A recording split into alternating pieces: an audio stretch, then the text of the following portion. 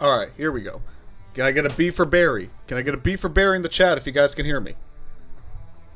And we were on a run too. We were on a run too in terms of no mic problems, but hey, better late than never to get it fixed.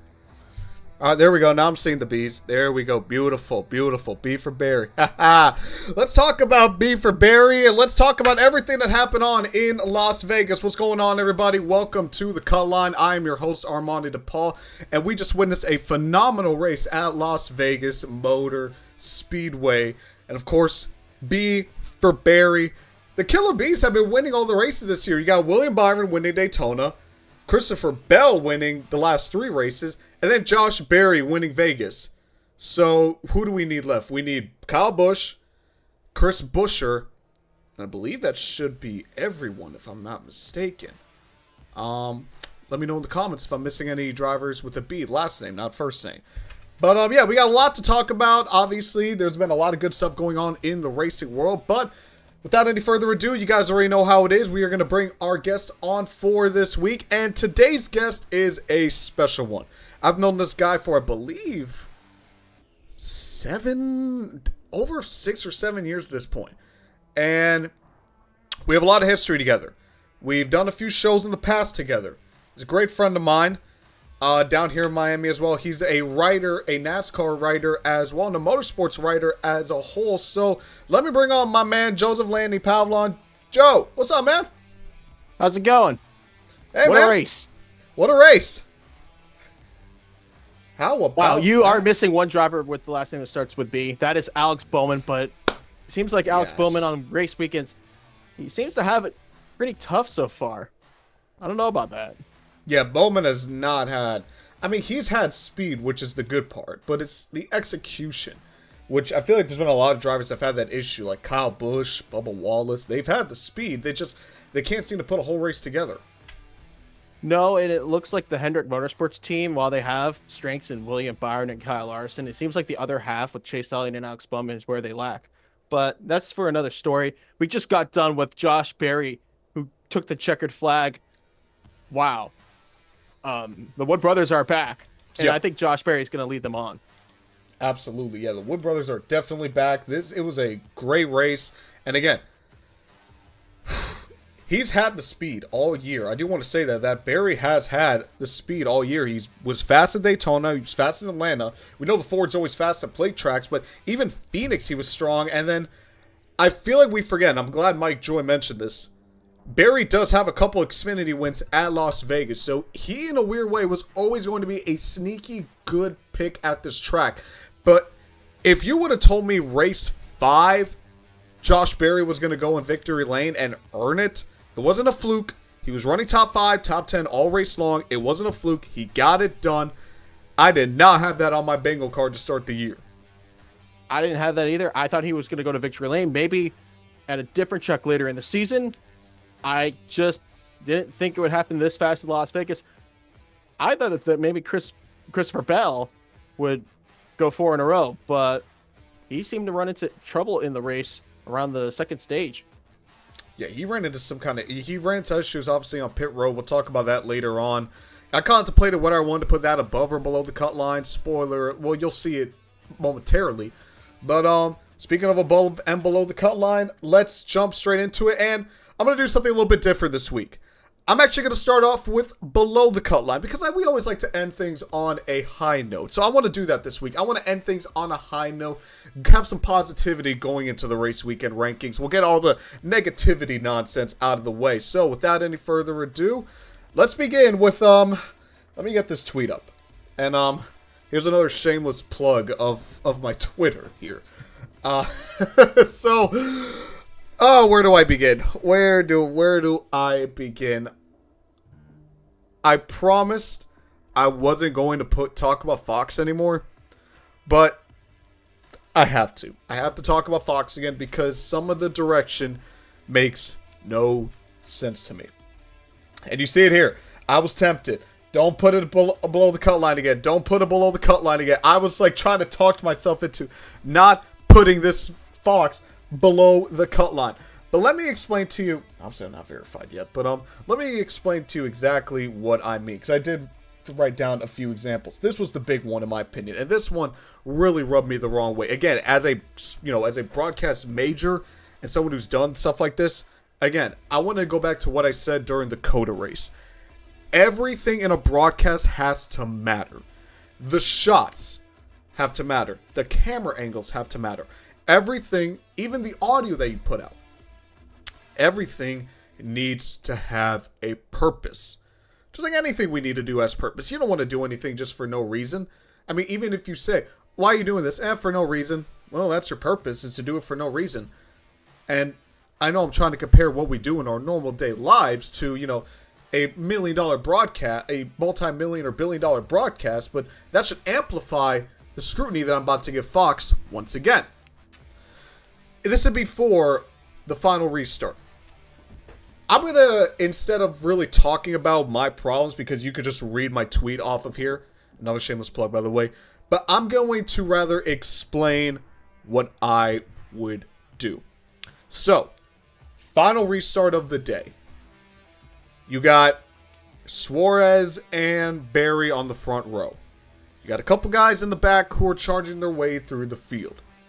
I would keep the camera, every camera shot, from when they're going down the backstretch all the way till the start-finish line. I would keep that tight on the field. I wouldn't deviate. I would set the cameras on the leaders. And then we get to the restart zone, and then we go about, the normal way. That's what I would keep it on. I would keep the storyline on those front two drivers. Josh Berry, coming from the defunct Stewart-Haas Racing, going to the Wood Brothers. Daniel Suarez on the hot seat, trying to make a run to keep his Trackhouse seat alive. And then you got the guys behind you. What could they do? That's what I would do. What I wouldn't do is, on the final restart of the race, talk about kids, looking at kids, random kids, the back of a porta potty, and a stuffed panda. What purpose does that bring me as the viewer? I get it. You want to get the fans involved. You want to see how excited the fans are at the track. The grandstand views, whatever. I'm not the biggest fan of those, but whatever. That is more tolerable because that holds more of a purpose than back of a porta potty, random kids, and a stuffed animal. Maybe if Larson was leading the race at the time, I could give more leeway. But he was like 9th or 10th at the time. So it still held no purpose, no value to the broadcast. So that's a pet peeve of mine. I believe I had some other tweets. I know I definitely had at least one more. Let's take a look here. We can find it real quick. Let's see if we can find it here. Yeah, here's another one. And I noticed this last week. I didn't talk about it during the Phoenix race because I wanted to see if this would happen again. And it did. So we're doing side-by-sides for main network races, but majority of races are on cable. I love Fox. I hope NBC doesn't do this, or TNT, or Amazon, and they keep it side-by-side for all their races, but I get it. If it's your main network races, you don't want to lose valuable screen time when you're going to get the most amount of viewers. I get that. But if majority of your races for your portion of the season are on cable, shouldn't that still hold the same purpose? Like, if anything, more people are going to be watching races on cable than main network. So wouldn't you want to show as much of the product as possible? But I'm not going to spend too much time on Fox. You could go back to previous episodes and you could hear all my other complaints about it. But this is a big one for me. Like, it's probably going to be the same at Homestead, which, by the way, stay tuned for the end of the show. I do got some big news about Homestead, what we're doing with the show. But, come on. Come on. And I believe I had one more, if I wasn't mistaken. I believe it was another one about a shot. If not, we'll bring no, that's it. All right, let's bring Joe back on. So, Joe, let's talk a little bit about Fox real quick. Obviously, we've both been in, the media, journalist industry. We've both been writers. We both had shows, all that stuff in the past. So I feel like you can also, tell me, what are your thoughts about Fox this year? The cameras, the commercials. Is there anything I missed? Is there anything that you might think that, like, I'm leaving out? Or am I crazy and Fox is possibly actually doing things the right way and I'm just on drugs? Well, let's just start with the fact that they have IndyCar. IndyCar is their baby. Yes. Everything that you see on their IndyCar broadcast, their telecast, their advertising, it's what NASCAR was when Fox took them on in 2001. And I think that energy died off around 8-9 years ago. Yeah. And especially with the Daytona 500 exclusivity contract that they get until 2031. In fact, they've had that since 2007. They signed a really big deal where no matter what the TV contracts were, they would get the Daytona 500. It used to be with Fox and NBC, but that's for another story. As far as where we are today, Fox Sports is letting me down, and it's almost the norm at this time. If Cletus McFarland is the only source of energy for the ARCA series telecast, something is wrong. And I'm just using that as an example. Mike Joy is still an incredible commentator. I have a lot of respect for him. He, in my opinion, deserves a spot in the NASCAR Hall of Fame. And W take. Give me W's in the anything, chat. Give Joe W's in the chat, guys. If anything, Mike Joy, he's responsible for carrying Fox into 2025, but he's not getting any younger. Eventually, they're going to have to find somebody new. Yes. And Clint Boyer, he's a great driver. Kevin Harvick, a Hall of Famer, don't get me wrong. But I don't know. They don't seem to have the best collaboration. But that's where it doesn't end. I wish that's where it ended, but it doesn't end there. They're broadcasting. The broadcast team. What are we doing looking at kids? What are we doing looking at porta potties? And people standing on top of their RVs for the 1,000th time while the race is on the track. You want to show that? Do that pre-race. But those are my 2 cents. I think it's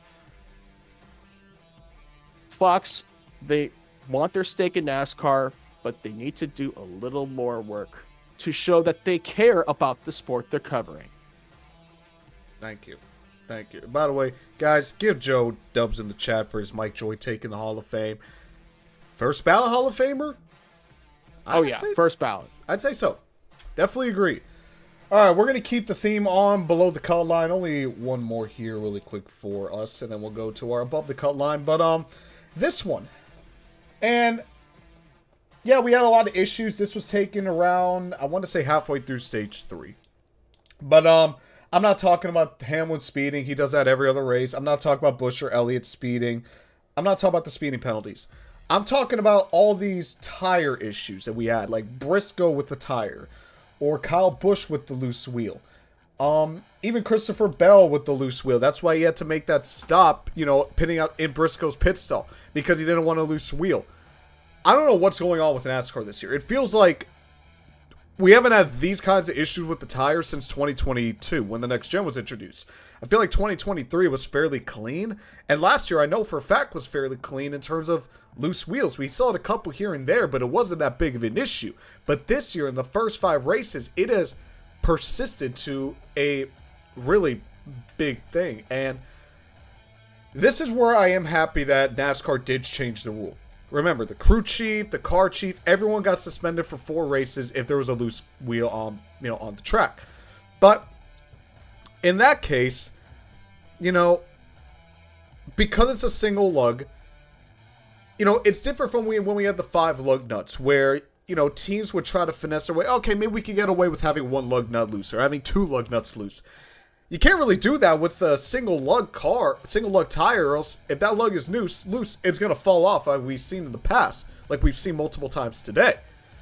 So, I don't know what's going on with this tire, but it is a problem. It's below the cut line for a reason that needs to be fixed. I don't know if they're using some new pit gun or if there's some new part on the wheel and the rim that needs to be adjusted, but This is a problem that is resurfacing again, and it's taking a lot of good cars out of the race. It took Kyle Busch out of the race. It took Chase Briscoe out of the race. It basically took Christopher Bell out of contention to win 4 in a row. This is a problem that needs to be resolved, and NASCAR, I'm sure they're going to start looking into it now that we had basically 3. I'm going to count Christopher Bell, even though it didn't happen, but it was close to happening. 3 in one race. That is a problem that does need to be solved. But I am putting it below the cut line because it is a problem. But I do want to mention, shout out to JGR for Life, loyal listener. I want to shout you out here with this comment. The pit crew should not be suspended. I disagree. I'm perfectly fine with the tire changer and the jackman being suspended.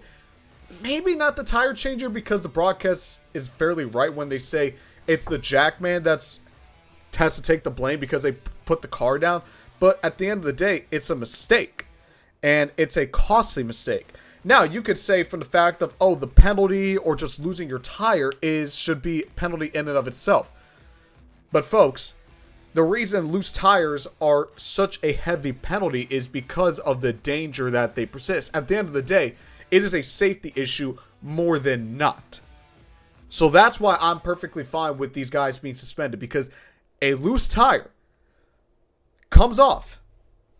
Thankfully, most of them happen on the back straightaway. But what if that tire hits another car in the windshield? We know how loose these windshields can get. That's something I don't want to think about. Or the 1% chance scenario that it happens where the tire falls onto the grandstands. Yeah, I know you want to say, well, the possibility of that is really low. Well, the possibility of a 34th in points winning a race and making the playoffs is also low, but we also had that last year. So I'm perfectly fine with the crew members being suspended. When safety is on the line, you have to be on point every single stop. I'm not talking about losing spots on pit road here or there. I'm talking about when safety and a heavy giant tire is at stake, you need to be on point. And if you make a mistake and something happens, everyone's going to clamor for a penalty.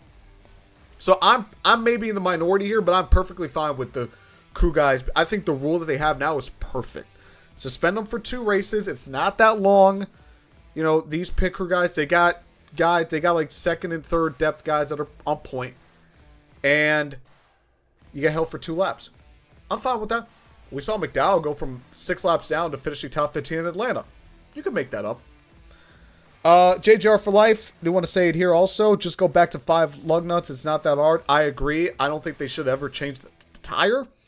But I agree with you 100%. So, 1 disagree, 1 agree. That's what we can all have here. That's why we're all here. All right, let's bring Joe back on here. Joe, tell me, what do you think exactly about my about the whole tire situation? Because again, we haven't had this problem in a while. What do you think that is particularly to the case, and especially about the penalties with the pit crews? Do you think that it's right that the crew guys get penalized, or the issue and the in-race penalty should be enough? Well, I think it's a bit twofold. Like, as you said, the penalties are important because safety is on the line. When you have really heavy tires out there and a car can hit it, something bad can happen. And I mean, you've seen the races that happened in Michigan that one time in the US 500 when a crash sent wheels into the grandstands and killed fans. Yes. Back in the IndyCar series. I mean, we're talking NASCAR. Obviously, it's different than open wheel cars. You know, look how far they have come with the tethers on the tires, or on the wheels. But as far as NASCAR is concerned, a single lug nut is still new, and if NASCAR's supplying the parts, they have to get it right. If NASCAR partners are the ones that are bringing the supplies to the table, handing them out to the teams, they have to give a good part out. Otherwise, you know, that's one of my issues. I think NASCAR does have to look in the mirror on that. But also, the teams, they're desperate, understandably so. When there's a live pit stop going on, there's positions on the line. Everything these days is by the 100th and the 1000th. It used to be down to the 10th in terms of, oh, that's a close, you know, he's 1/10 off. Now it's 1/10. That's pretty far, especially during pit road situations. So teams are incentivized, obviously, under caution. You have the fastest pit stop available, and the drivers are just ready to go. The minute that car's off the jack, they're out. And I think NASCAR needs to make harsher in-race penalties so that the teams don't feel so pressured to gain 1 or 2 spots under pit road situations. For the betterment of safety, you can make up the spots on the track, sure, but if you're leaving pit road with a tire ready to fall off and get hit from another car, yeah, it fell off under caution, but could have fallen off under the green flag. Could have been a lot worse. Could have led to a driver being spun sideways, vulnerable position. So many examples, but that's my take on the whole penalty situation. And I do think that, yeah, in-race penalties and suspensions would be good, but I think NASCAR can lower the fines. They have made enough money off of these teams lately. Yeah, exactly. I mean, well, you know, we could talk about NASCAR money for a whole day. But before we get to our above the cut line, I do want to say shout out to NASCAR memes. I'm gonna put this as my honorary above the cut line for just because this is such a funny. This is great here. I mean, NASCAR meme. Another one. This one is great. This isn't an official above the cut line segment, but I do want to shout this out because when I saw this, I was laughing for like 5 minutes straight. All right, let's get to our one above the cut line, and I could say the race as a whole is above the cut line, but I want to talk about specific moments. You know, when I talk about below the cut line, above the cut line, it's something specific, not just about, oh, the racing is great, because, I mean, we could, you know, whatever. So, I originally wasn't going to put this above the cut line, I was going to put it below the cut line, but this Christopher Bell, Adam Stevens call, you know, where Bell was in danger of having a loose wheel, and Adam Stevens makes a brilliant call. That's why I'm putting it above the cut line. Is because this call is next level IQ play. Like, the IQ of Adam Stevens to basically admit, we're going to get a penalty regardless.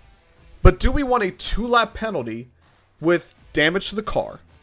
Or do we want a penalty where we just go to the back, we stay on the lead lap, and we fix the issue, no problem. Now, I will say, Bell is lucky that he was so far back in terms of just the pit stop or pit road where he did have another JGR teammate that he can benefit from in terms of getting them to, you know, tighten the car. But this move by Bell and this call by Adam Stevens is great. It is mitigating damage as much as you can. And at the beginning, I was thinking to myself, is that even legal? Like, is that even in the rule book? But NASCAR did say, I mean, it's just, they called it as, honestly, I feel like it should have been called just pitting outside the box. That's fair. And for, you know, some people might think, oh, what if, you know, it should be a bigger penalty? Why? There was an issue, got a penalty, the problem was resolved, go about your day. That's how they did it. But I do want to give credit to this, again, because you don't see this a lot. This is very reminiscent of when Chad Knaus had Jeff Gordon's pit crew, when Gordon was out of the race, come on to Jimmy Johnson's crew. Because that crew wasn't cutting it. That's how similar it was. But again, it is a great call because you're mitigating damage. And it really shows how smart these crew chiefs are in the first place. You know, we put a lot of, you know, star power into the drivers and the cars, as we should. But I love when we get to see the crew chiefs show their talents. When we see the pit crews show their talents. Maybe not too much this today, but you get what I'm saying. I love when we get to see that. And calls like this are exactly how we get to see that. Because if Adam Stevens didn't make this call, then Bell either loses a tire, like Busch and Briscoe, and he goes 2 laps down and loses 2 of his crew guys, or he has to come around pit road again and waste a lap. So, I love the call by Adam Stevens. Again, I originally was going to put it below the cut line because, you know, it's what are we doing? But to mitigate damage like this, it's things like this that show why Bell and that 20 team are in championship form. Because they know how to mitigate the damage. So credit to Adam Stevens, credit to that 20 team. They did a phenomenal job here. Joe, let's bring you back in here. What do you think about the call by Adam Stevens? Again, I think it's mitigating damage. A great job. But what do you think? Do you think maybe this should have gone below the cut line? Or, you know, maybe kind of in the middle? Because, or what are your thoughts on here? I'd leave it in the middle because Adam Stevens noticed there was something wrong with Christopher Bell, made an impromptu move, and got Bell into a pit box of a sister car who was not pitting at the time and resolved the issue. Now, it's a bit exploitative in my opinion because either this just goes under the rug and all the teams forget about it, or teams are going to start taking notes and, okay, that guy stayed out, so they're going to go ahead and continue to, they're just going to pit other cars or other teams, and it might get out of hand, and then NASCAR's going to have to step into it. I think that Adam Stevens made a great call, but I don't know. NASCAR's going to get their hands on it. If it happens again and again and again, we'll just see what the future holds. But I was impressed by Adam Stevens. And as you said, Chad Knaus did this before. You know, people complained and fell under the rug. But yeah, I would say this is middle of the road. Absolutely, I agree. So that's above and below the cut line for this week. But I mentioned I do like to talk about the race as a whole, the racing, everything. But we do got a segment for that, and that is Race Weekend Rankings. So, you guys know what to do. Link in the description for your Race Weekend Rankings. Where would you rank these 3 races? What's your 2025 Race Weekend Rankings looking like? Link in the description for both of them. And tag us, Daily Downforce, Armani DePaul, you name it. What your Race Weekend's rankings looks like. That's a tongue twister. Race Weekend Rankings. But let's jump straight into it. And let's start off here with the bronze. We only had 3 races. Truck, Xfinity, Cup. I'd say that there were no bad races. When we get to the 2025, and you'll see where I put all 3 of them, spoiler alert, none of them will be C tier or below. Every race I thought was B or above.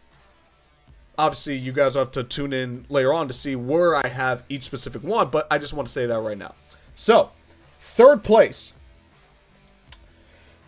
You know, I really do think that Truck and Xfinity were really, really similar in terms of the race. But, if I had to pick one, I'm going to go with Trucks in 3rd, and I'm going to put Xfinity in 2nd. I think these 2 races are interchangeable. You could put Truck at 2nd, you could put Xfinity at 3rd, and I wouldn't blame you. I think these are like neck and neck. I think the battles for Xfinity might have just been a little bit better throughout the race. So that's why I'm putting it slightly above the Truck race. But again, these are neck and neck. I wouldn't be mad if you did this, you know, if you put Xfinity 3 and Truck 4. They're very, very similar in my opinion. But not in a bad way. But there's got to be number 1.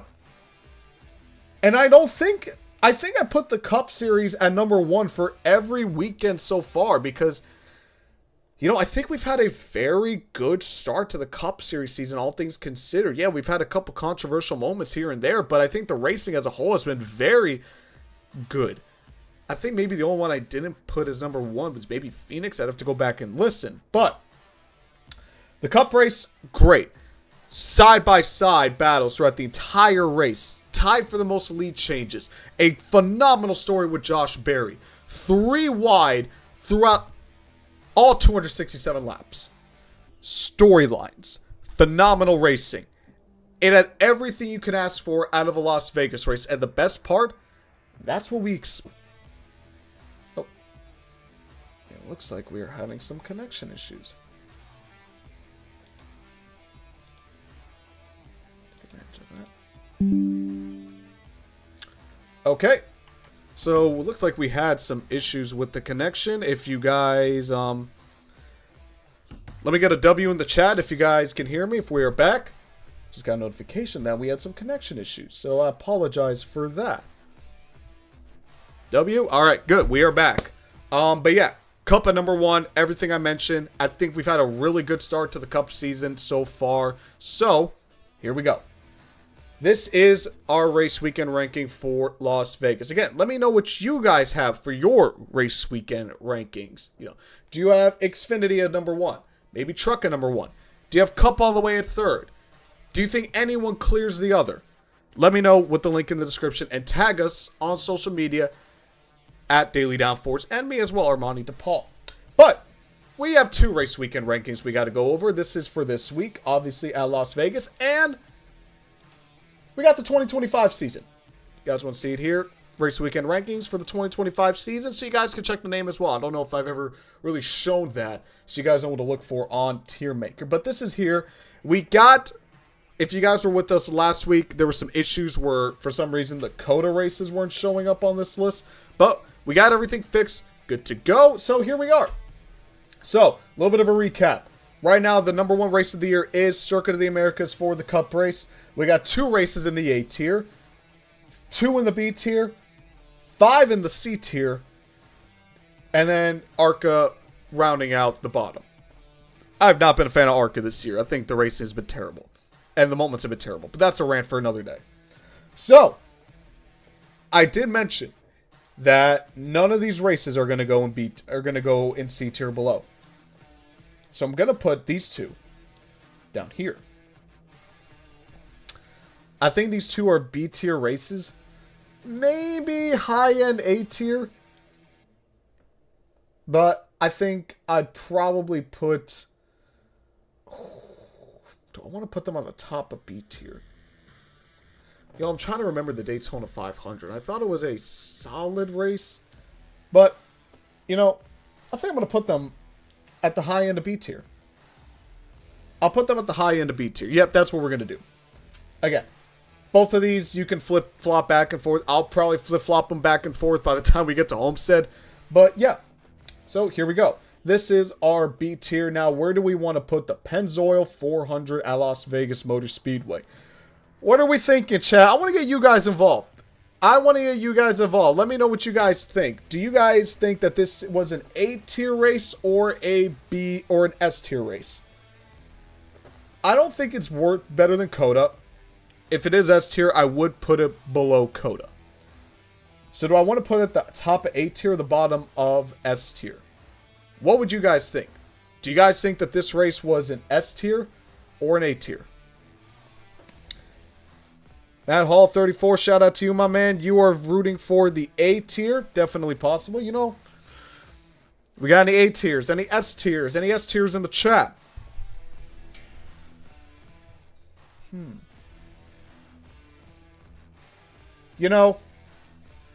I think I'm going to put it A tier. I do hold a lot of the problems against it. Because you want a race to be smooth, you want it to be flowing, you want it to be good, exciting, you name it. But you don't want it to feel sloppy. And I do feel like with all the issues on pit road, there were sloppy moments, and a lot of them in the race. Now, the racing product itself made up for it. That's why I'm not putting it in B tier, C tier. But I do hold that against it. COTA, besides the course cutting penalties and all that, or lack thereof, I think was overall just the perfect storm for a race. This one at Vegas had some issues here and there, so I do knock a couple points for that. But overall, I thought it was great. Racing was great. Barry winning the race was incredible. A phenomenal race. Just had some things going against it. So there we go. That is our race weekend rankings for the 2025 season so far. 5 weeks in. Again, let me know your race weekend rankings. The link in the description. Tag us. Daily Downforce. Armani DePaul. I want to see yours. I want to see what you have for your race weekend rankings as well. Let's bring Joe on here again. Joe, what do you think about my list? And let me ask you this. What do you think is the best race of the year so far? If you had to pick Las Vegas or COTA. this is going to be a controversial take, but I'm going to go with Coda because every time the Cup Series and all of NASCAR are at the Circuit of the Americas since 2021, I have been begging for them to race at the short course that Supercars ran in the 2013 season when they had the Austin 400. It was, until this year, one of the very few occasions that the short course of Circuit of the Americas was used. And I think that it's a better suit for NASCAR and the fans because the fans got to see the cars go around the track more times with more laps since it's a shorter distance. And not to mention, Coda is already a crazy long track for NASCAR standards. NASCAR runs on the road course. It used to be maybe 2-3 times a year for the Cup Series and the lower series. Now it's like 6-7 times. I can't even count anymore. So I believe that this fits the mold for NASCAR a little bit better, and I like that corner where they go in to take the short route. It was a great passing zone throughout the whole weekend, and it, in my opinion, it brought some great racing, especially towards the closing laps. And we had storylines there. Kyle Busch trying to break his winless streak. Christopher Bell trying to go 2 in a row. And I forgot who the other guys were that were in the mix. Was it Tyler Reddick and William Byron?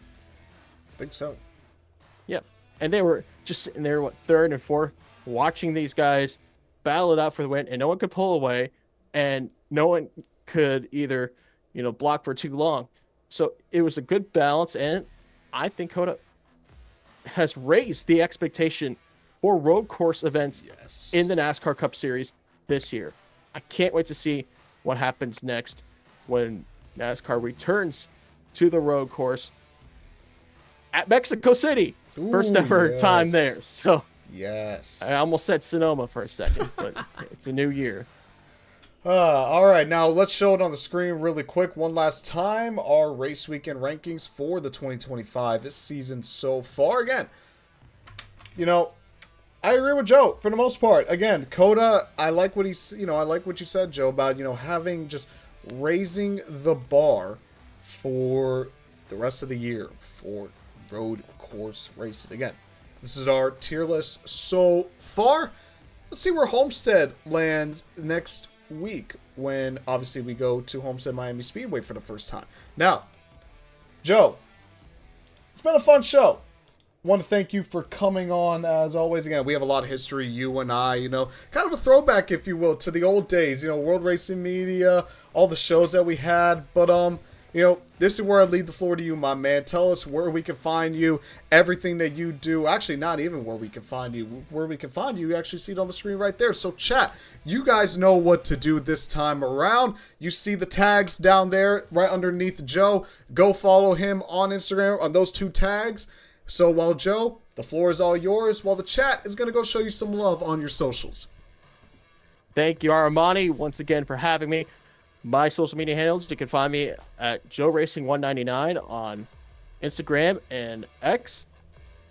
And you can find Rubbin's Racing News on Facebook, Instagram, and my other partners at Seriously Fast Motorsports. You can find me through there on their Facebook page and on their Instagram, as well as our new X page that we just put together. I forgot the handle name, but you could search it up normally and it will pop right up and you can find Seriously Fast Motorsports. So I want to give those guys a great shout out, and especially over at Rubbin's Racing News, where you can find my IndyCar content.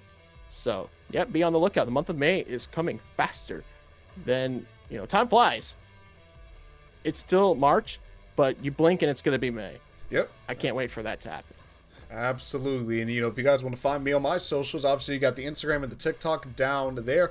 Sorry I didn't have my Las Vegas ones. Most of the friends were not at the house, just one. So, and he was arrived kind of late. So, didn't think it was worth really rushing out with only 2 guys to give picks. But, I did mention, what is Homestead going to look like?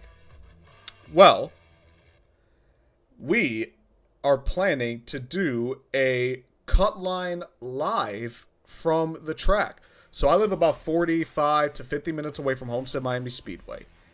And it's going to be something unique.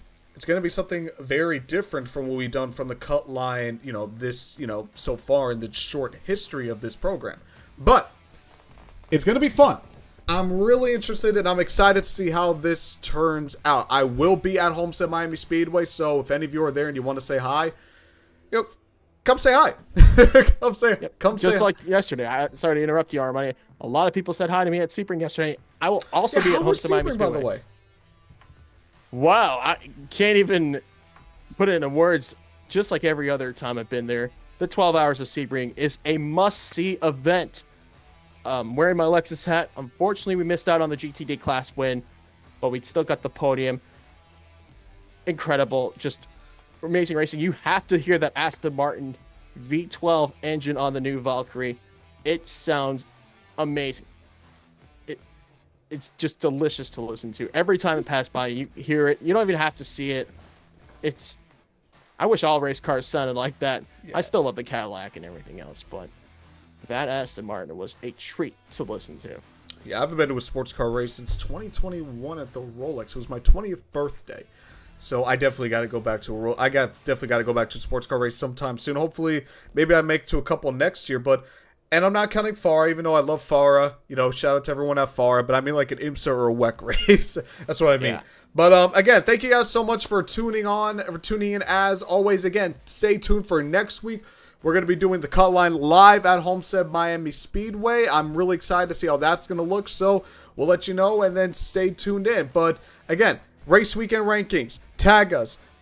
What is your race weekend rankings for this weekend, the 2025 season as a whole? Follow us on Daily Downforce, dailydownforce.com, and of course on all social media platforms. Got a lot of great content there. Obviously, got not just the Cutline, but everything that we do there as well. But that's going to do it for us here, folks. We're going to wave the checkered flag. This is the Cutline. Thank you guys so much for tuning on, and we will see you next week. Have a good one, y'all.